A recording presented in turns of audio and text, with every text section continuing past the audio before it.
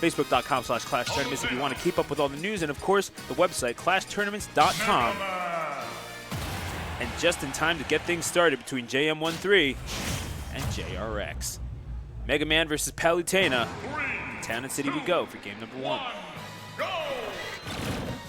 All right, so as we get things started, yes, it's JM1-3 making his way here at the expense of Yoda Cage, and we were getting a written account, or oral account, I should say, from JRX as he was watching it, already defeating his opponent in losers quarters.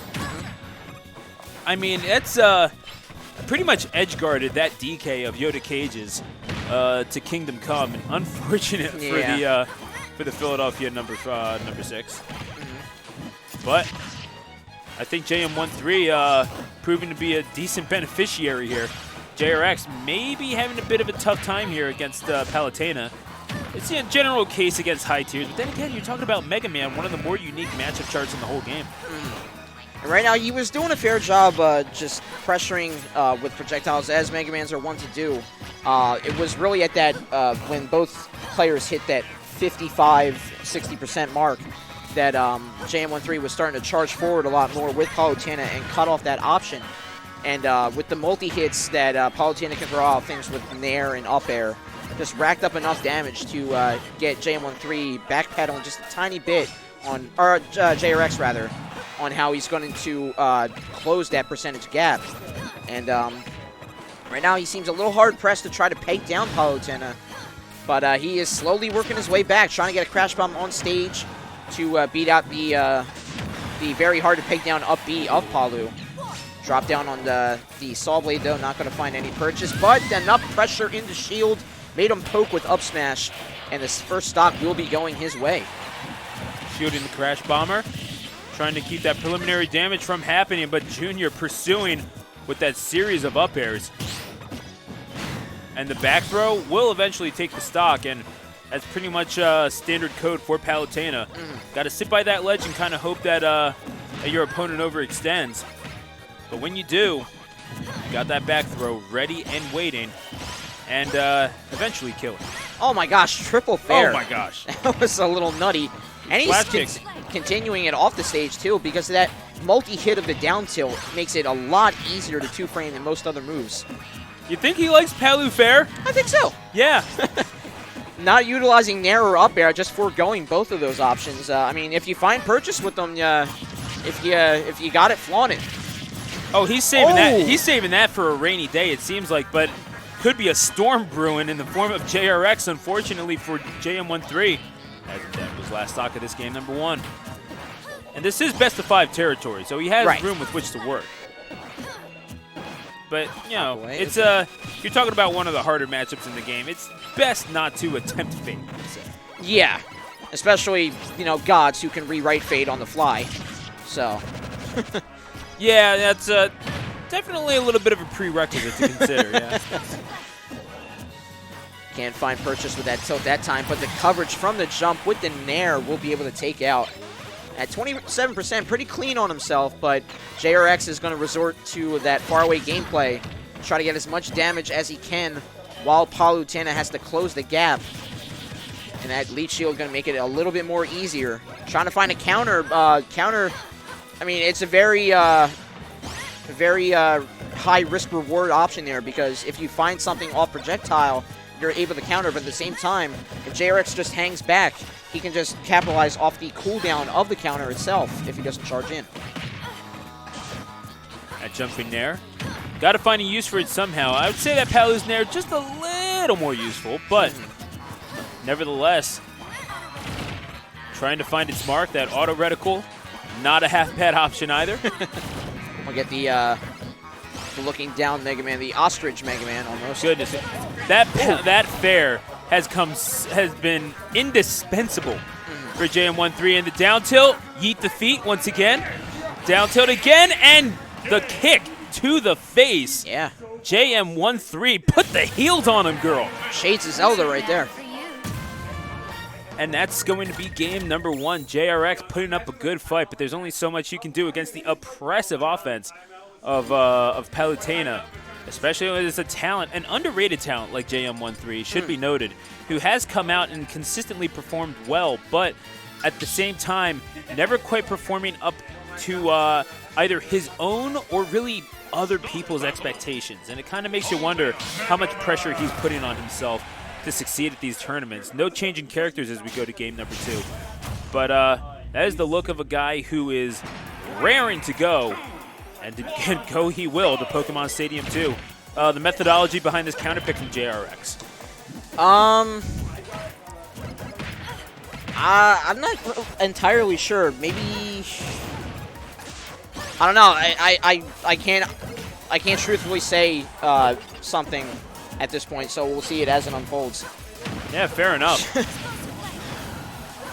I mean, it is generally speaking, it's a neutral stage, but yeah, it's also got some things that JRX can take advantage of. He can kill off the top with that up tilt if he finds himself in such a position, but JM1-3 perhaps will have to be a little bit more careful if he's thinking about pressing buttons up close. However, is an advantage maybe a little too early with that down tilt, allows JRX to get back to the stage. Timing has been key for JM1-3, and it will continue to be so as we go on in this best-of-5 clip. JM1-3 fishing for that back air purchase and finally finds it. But 78 damage, pretty respectable option. You get a little bit of a reflection there. But still taking control off of that. Counter, yeah, going to eat the full punish off that with the Shoryuken. Finally finding its mark and making this game even. That is one heavy blaster. The spot dodge avoiding the offensive measure from JM1-3. And then parries the Nair as well. It's going to be the defensive play of JRX. Not just the zoning necessarily that could win him the day. He just has to read and react. It's a matter of whether or not, you know what, you got the download from Flame Man and from and all of that. Like, you can do this. Like, this is doable. Yeah. I was about to say Storm Eagle for the back air, but I don't think they were including the X characters in this. No, I wouldn't, especially from the haunting nightmares of Burn to the Ground ingrained in my memory. So, dude, it's such a good game though. I mean, it's been meme, but my friends played that so often that we heard Burn to the Ground as we had our sleepovers. We all heard that throughout the night in our own minds. From X? From X7. X7. Okay, yeah. I actually haven't played that one. It's good, except for that one character. For the life of me, I can't remember the name at the moment, as we have a 2-1 situation from here from JRX and JM1-3. Trying to find some Saw Blade connection, but finally cutting through with the fair and pressured JM1 off to the side. Can't find the trump, and the Leaf Shield not going to do anything either. JM1-3 playing it very patiently, just waiting out the Leaf Shield and let JRX back off to get him back on stage. I feel like he got a little greedy with that up air, but it's going to be Junior tying things up with that up tilt. Ostensibly even. Oh, yeah, for sure. And the Crash Bomb stuck on Mega Man's head. Good reflection there. And again, Leaf Shield patience from JM1-3 yet again. Just waiting in shield, letting it burn out. And now, because both were relatively even, JM1-3 charging through. Up airs, not a whole lot of up airs seen from JM1-3 in the past. Relying more on Nair and just pressuring out with that. And fair, like we were mentioning before.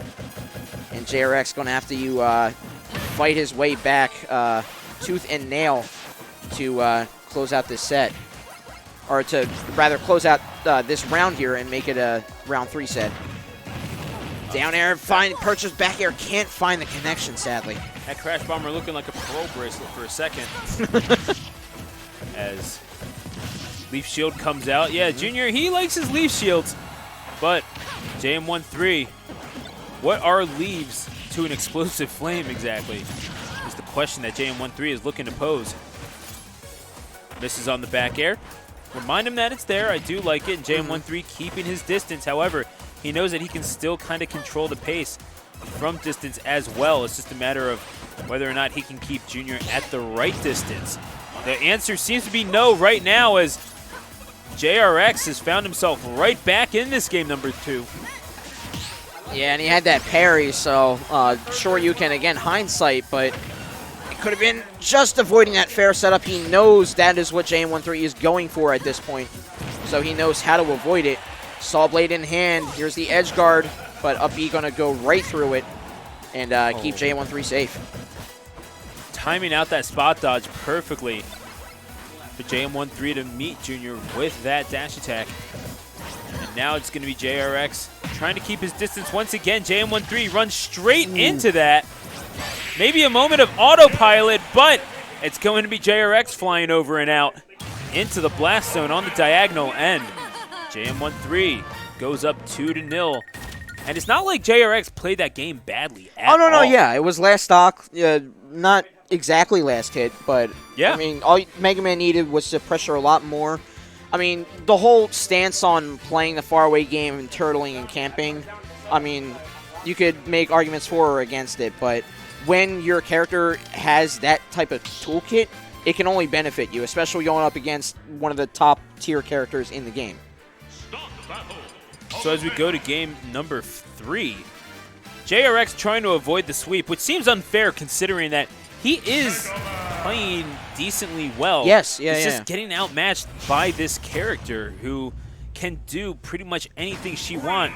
I mean, I know it's so hard to believe considering she's a goddess of light as we go to Town and City for game number 3. How can this robot child not overcome this?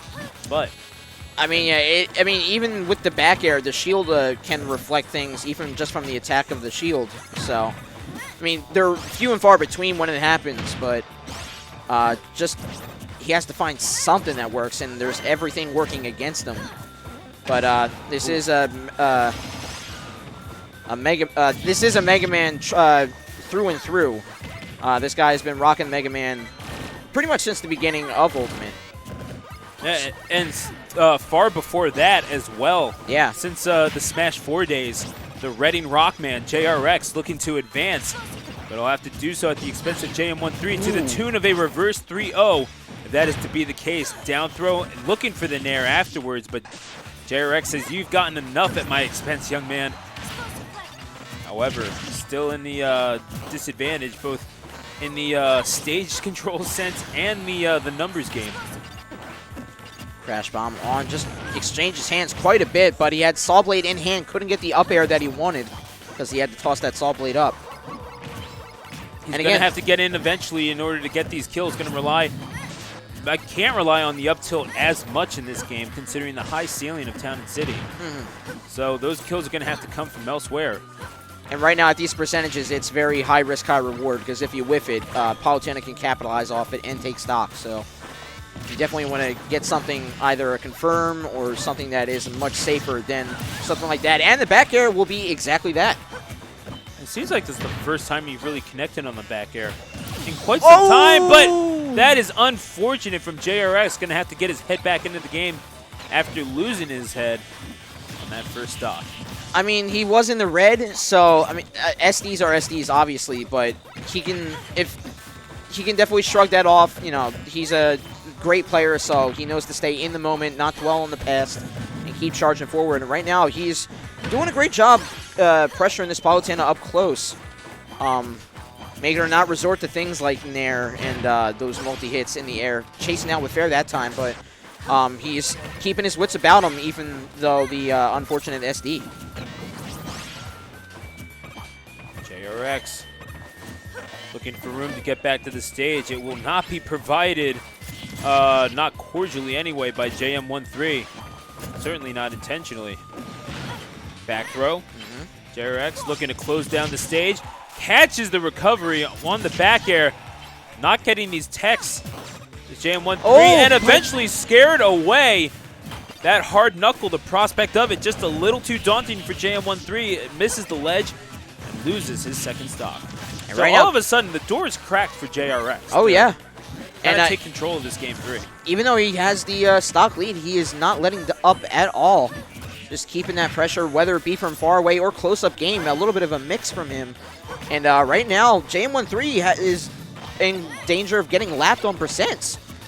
So it's going to be really hard for JM1-3 to close out this stock and then find some way to do it yet again. Otherwise, we're going to see a game 4 right now. And as he sits at 87% on his second stock, should be noted that there are ways for JM1-3 to close out this stock. If he catches JRX overextending a little bit. That's kind of been his what he's feasted upon thus far in this set, and certainly thus far in this tournament. Looking for that back air once again. However, JRX is wise to get back to the stage. It will be the back air that brings up the big kill screen.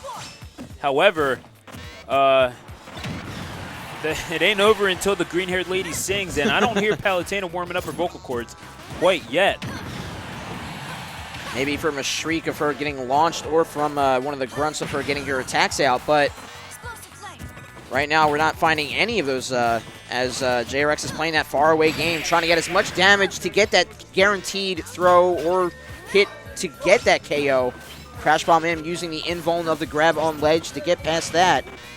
And a resort to faraway gameplay like we saw before. Another Crash Bomb trying to circumvent it. Shield pressure on, try to catch Mega Man out of the sky, but a down air on stage will be able to send Palutena out and send us to a Game 4.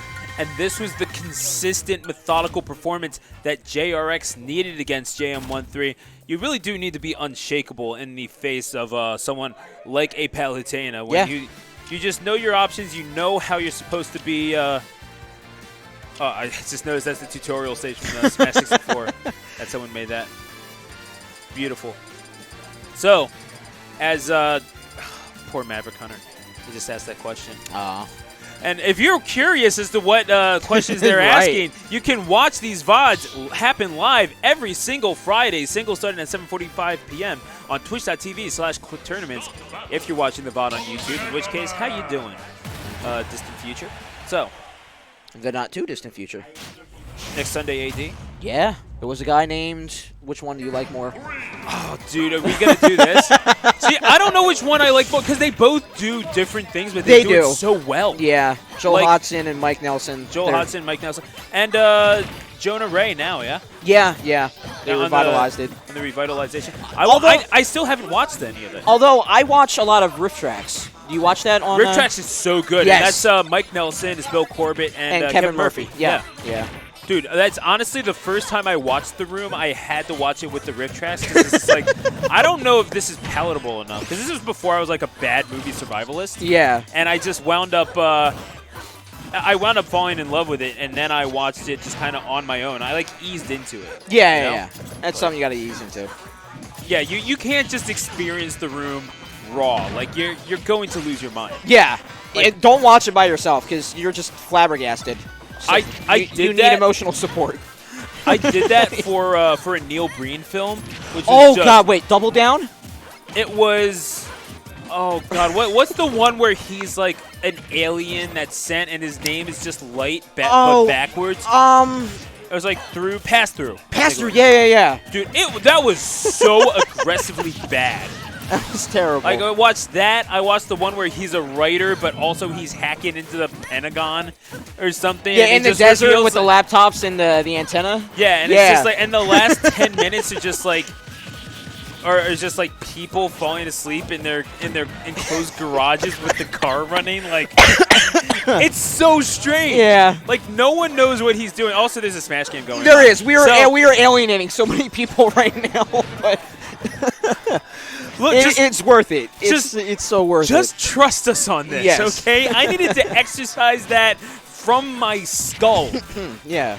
Like, the burden of knowledge of Neil Breen films is now put onto you, viewer.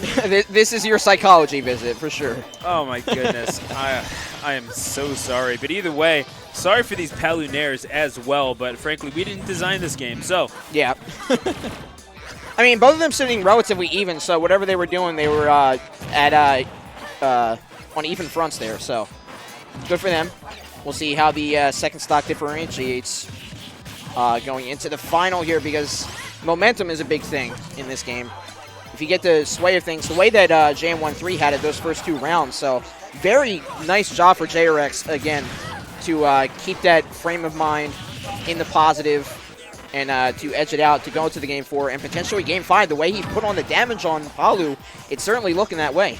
JRX been getting quite a lot off of parry. It's just been that's forced JM1-3 to start leaning on the grab game just a little bit more. It will be the Flare Blade that takes the second stock off of JM1-3, who all of a sudden looking a little bit flustered if you saw the player cam. That little bit of an exhalation. Pops him up into a fair, but no strong connection, which doesn't lead to the takeout. And the one time where you're more than happy to not grab ledge, when you're out of the range of that Palu detail, eventually it's the back air that's going to kill. So JM1-3 bringing this right back. This is essentially even. Oh yeah. Some might even say just favoring Palu just because. And really, it's those mid encounters, whether JM1-3 backs off and gives JRX that faraway gameplay that Mega Man likes, or if JRX comes forward and is in looming danger of those strings from Nair and Fair, is really going to just decide this this last stock. Right now, they're playing a close-up game, so JRX has to play pretty out of his mind right now. Right now, he's pretty doing so, even though the 56-85 deficit, he is charging forward a little bit more. The Fair was able to give himself a little alleviation on stage and able to escape that up air, which potentially could have taken against 109 sitting Mega Man. At that height, I feel like JR could have DI'd it. Slight possibility, but I mean, Palutena's up air is like deceptively strong. Yeah, I mean, if it connects flush. Yeah. Sure. Either way, it's going to be the Crash Bomber, which he's been utilizing. Unfortunately, not effectively enough, and it will be a 3-1 victory. JM1-3 living to fight another day.